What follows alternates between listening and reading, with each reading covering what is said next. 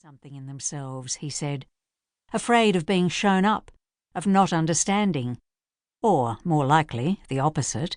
They would be led to understanding themselves, and it scared the shit out of them. Daniel snorted. They said they didn't have time for it, which was the biggest joke of all. Jude pulled the sheet up to her chin. The day felt sticky already.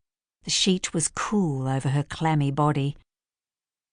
What would happen if she did not wake one of these mornings? If she died one night in her bed? Nobody would know. Days would pass. Eventually, Daniel would call and get no answer. Then what? They had never discussed this. What to do if she died in her bed. Last Christmas, Sylvie was here, and this one she wasn't. And now they were going to clear out the Bitto's house. Take anything you want, Gail had said to them from Dublin in an email.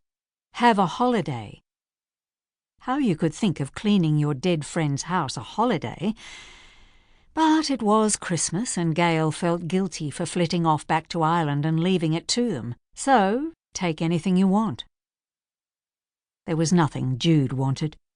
She couldn't speak for the others.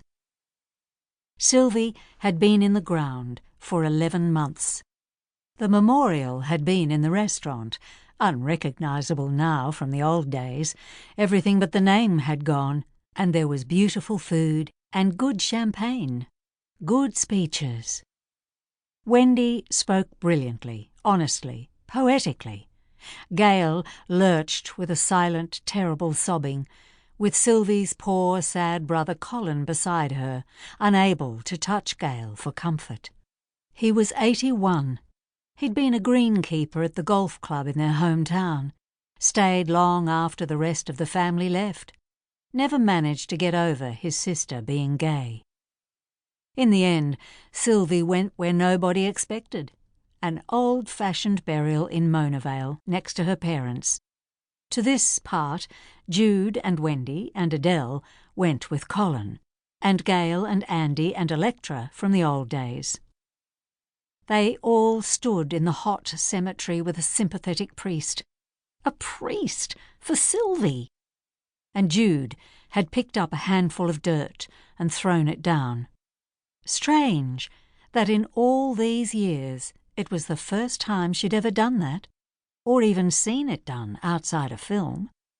She felt silly, squatting in the dirt, scrabbling in the dry gravel with her polished nails. But when she stretched and flung and let the earth rain down on Sylvie's coffin, a breath of awful sorrow swept through her, up and out of her body into the deafening, glittering white noise of the cicadas. Sylvie was dead and felt no pain. They had said goodbye. Nothing was left to regret. But she was still in there, in that box, under the weight of all that earth, her cold little body rotted away. Gail said she looked peaceful at the end. But that wasn't peace. It was absence of muscle tone, of life. Being dead made you look younger, it was a fact. Jude had seen 6 or 7 dead faces now, and they all, in the moment after life left, smoothed out and looked like their much younger selves, even like babies once or twice. How long did it take a corpse to rot? Sylvie would screech at a question like that. You're so ghoulish, Jude. The ceiling fan in her bedroom rotated slowly, ticking above her.